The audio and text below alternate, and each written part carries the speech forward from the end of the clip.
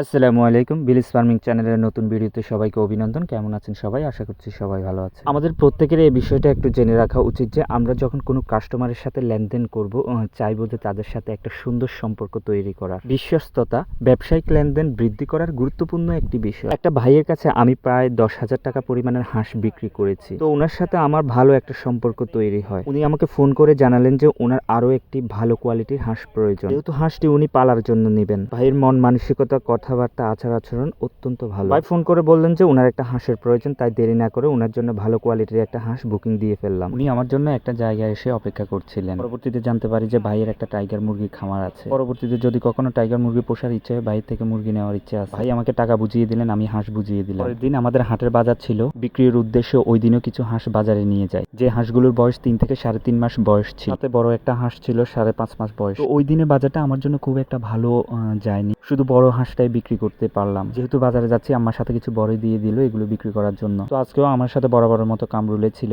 ছোট হাঁসগুলো অনেকে অনেক দামে মূলাইছে, কিন্তু আমি দিই নাই, যেহেতু ওদের সাথে আমার দামের একটা পার্থক্য রয়ে গেছিল। তো চলে আসলাম আর ঘরের বাচ্চাদেরকে বললাম যে এগুলো সুন্দর একটা জায়গায় সেটেল করতে। কিন্তু একটা দুঃখজনক ঘটনা ঘটে যায়, কারণ আমি ওখান থেকে এসে আপনার হচ্ছে যে টিউশন করাতে চলে যাই, অর্থাৎ স্টুডেন্ট বাসায় এসে বসে থাকে। তো সুতরাং আমি এগুলো বাইরে রেখে চলে যাই।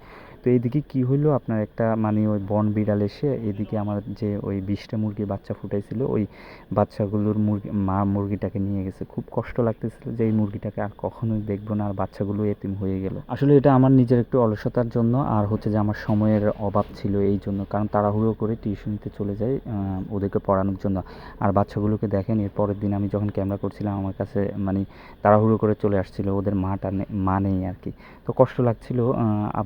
সবচাইতে কি বলবো, যে এত বড় করলাম একটা মুরগিকে, কিন্তু হঠাৎ করে যখন এটা একদিনেই মানে চলে যায় বা হারিয়ে যায়, কিছু নিয়ে যায়, মারা যায়, আসলে এটা খুব কষ্টে।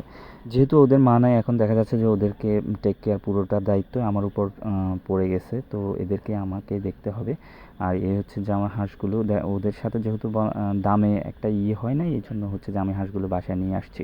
কিন্তু একটা ভাই হচ্ছে যে আমাকে বারবার রিকোয়েস্ট করছিল, উনি একটা দাম বললো, কিন্তু আমি ওই দামে দেওয়ার জন্য আগ্রহ ছিলাম না কি, আমাদের পাশের বাড়িতে। কিন্তু এর পরের দিন হচ্ছে যে উনি আসলো, আইসে বলল যে ভাই আমাকে এগুলো দিতেই হবে।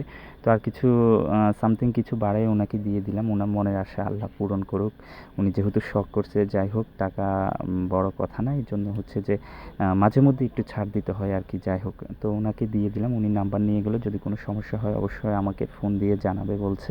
আমি বললাম আচ্ছা ঠিক আছে। একটা মজার বিষয় হচ্ছে যে আমার থেকে যদি কেউ হাঁস নেয়, অবশ্যই ওনারা আমার নাম্বার নিয়ে রাখে। তো আমি ওনাদেরকে যতটুকু গাইডলাইন প্রয়োজন, যতটুকু প্রয়োজন ইনফরমেশন দেওয়ার প্রয়োজনীয়, সেগুলো আমি বলে। তো আজকের মতো ভালো থাকবেন সবাই। ভিডিওটা আর লং করতে চাই না। আপনারা আমার জন্য দোয়া করবেন, খামারের জন্য দোয়া করবেন। আপনাদের জন্য দোয়া রইল। আল্লাহ হাফেজ।